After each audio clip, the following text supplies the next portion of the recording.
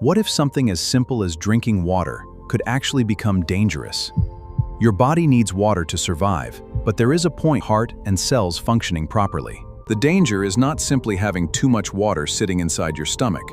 The real problem begins when excess water changes the balance of water and dissolves substances in your blood. One of the most important substances involved is sodium. Sodium helps control how water moves between your bloodstream and your cells, while also supporting nerves and muscles. Normally, your body constantly adjusts this balance. Your brain monitors changes in blood concentration, while your kidneys act like precision filters that decide how much water should leave through urine. The kidneys are remarkably efficient, but they are not unlimited. They can excrete large amounts of water, yet their ability to remove water has a physiological ceiling. When someone drinks water faster than the kidneys can eliminate it, extra water remains in the body. At this point, the concentration of substances in the blood can begin to fall. This condition is called hyponatremia. In simple terms, it means the sodium concentration in the blood has become unusually low, often because there is too much water relative to sodium. And here is where the story becomes especially interesting. Water does not simply stay inside your bloodstream. Changes in blood concentration can cause water to move into cells. This movement happens because of osmosis. Water naturally shifts across cell membranes toward areas with a higher concentration of dissolved particles, helping maintain chemical balance. When blood becomes too diluted, many cells can take up additional water. Most tissues can tolerate some change, but one organ has a particular problem with swelling: your brain. Your brain sits inside the skull, a rigid protective structure. Unlike muscles or skin, the skull cannot simply expand to accommodate a significant increase in brain volume. So excessive cellular swelling can increase pressure inside the skull. As that pressure rises, it can interfere with the brain's normal function and become medically serious. Early effects can include headache, nausea, vomiting, confusion, unusual tiredness, or change symptoms can occur because the nervous system is sensitive to changes in its surrounding fluid. If severe hyponatremia develops rapidly, brain function can deteriorate much further. In extreme situations, seizures, loss of consciousness, and life-threatening. But an important detail is often missed. Your body normally handles water remarkably well. The risk depends on several factors, including how quickly water is consumed, how much is consumed, how much sodium is available, and how effectively the kidneys can remove the excess. Imagine drinking a small amount of water over several hours. Your kidneys have time to process it, and your body can continuously adjust the balance. Now imagine consuming a very large amount in a short period. Water enters faster than your body can comfortably eliminate it, creating a completely different physiological situation. This is why the speed of drinking matters. The same total amount of water can have very different effects depending on how quickly it enters your body. Your brain actually helps control this process using a hormone called antidiuretic hormone, or ADH. It tells the kidneys when to conserve water and when to release more of it. When your body needs to conserve water, ADH encourages the kidneys to return more water to the bloodstream. When water is abundant, ADH levels can fall, allowing more water to leave as urine. This is one reason your urine can change dramatically.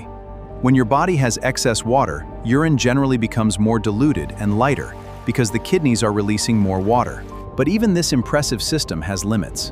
The kidneys cannot instantly remove every drop you consume because filtration and water handling depend on real biological processes. Another fascinating control system is thirst. Your brain monitors signals related to blood concentration and fluid balance, helping create the sensation that tells you to drink. When your blood becomes more concentrated, thirst can increase and ADH can rise. Together, these mechanisms encourage water intake while helping your kidneys conserve what you already have. When you drink far beyond your body's needs, however, you can override these normal signals. You may continue consuming water even though your body is already adequately hydrated. Certain situations can increase the risk. Endurance athletes, for example, may drink large amounts during prolonged exercise, while also losing sodium through sweat. The tricky part is that replacing only water does not necessarily replace the sodium lost through prolonged sweating. The balance between fluid and electrolytes matters. That does not mean everyone exercising needs special drinks. It means hydration strategies should match the duration, intensity, environment, and amount of fluid being lost. Heat can also change the equation. In hot environments, your body increases sweating to release heat, creating greater fluid and electrolyte losses. Your kidneys also respond to changes in blood flow, hormones, and electrolyte concentration. They are constantly adjusting water movement rather than simply acting like passive filters. Inside each kidney are hundreds of thousands of tiny functional structures called nephrons. Together, they filter blood and carefully recover useful water and dissolved substances. The nephron begins by filtering fluid from the blood. But the body does not simply throw that filtered fluid away. Much of it is selectively returned to the bloodstream. This recycling system is incredibly precise. Your kidneys can adjust how much water is returned depending on what your body needs at that moment. But when excessive water arrives faster than this system can compensate, blood sodium may fall. The problem is therefore not simply too much liquid, it is disrupted fluid chemistry. And sodium is more than a number on a nutrition label. Sodium creates electrical gradients that allow nerve cells to communicate and muscles to contract. Every moment, your nervous system depends on carefully controlled ion concentrations. Small shifts can affect how electrical signals move across cell membranes. Muscles rely on similar electrical principles.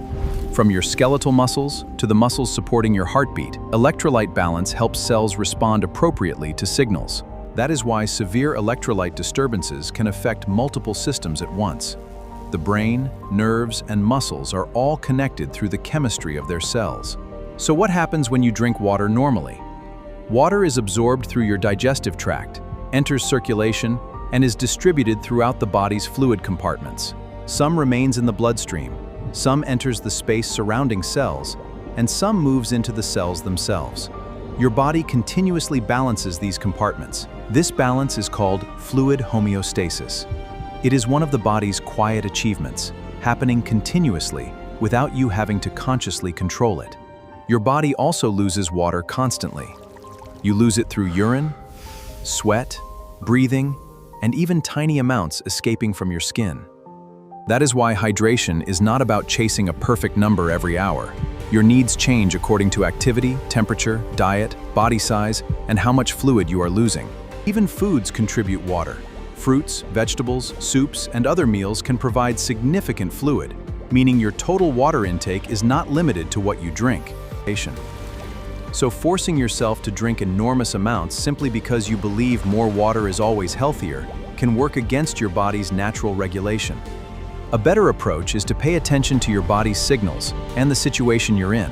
Thirst, activity level, heat exposure, and fluid losses all provide useful information. Urine can also provide a general clue about hydration. Very dark urine can occur when the body is conserving water, while consistently clear urine may occur when fluid intake is high. But urine color is not a perfect medical test. Foods, medications, supplements, illness, and other factors can change its appearance independently of hydration. The key lesson is simple. Water is essential, but more is not automatically better. Healthy hydration means maintaining the balance your cells depend on. If someone develops severe symptoms such as confusion, repeated vomiting, seizures, or loss of consciousness after consuming excessive water, requires urgent medical attention. The fascinating part is that your body is already equipped with an extraordinary hydration control. The brain senses changes, hormones send instructions, and the kidneys adjust the final output. Every sip becomes part of this system. Your body does not simply store water, it moves, filters, and redistributes it. This regulates your internal environment. This is the balance of life. So remember, hydrate your body, but respect its limits. But on maintaining the right balance. Follow Core Anatomy for more fascinating lessons about what happens inside your body.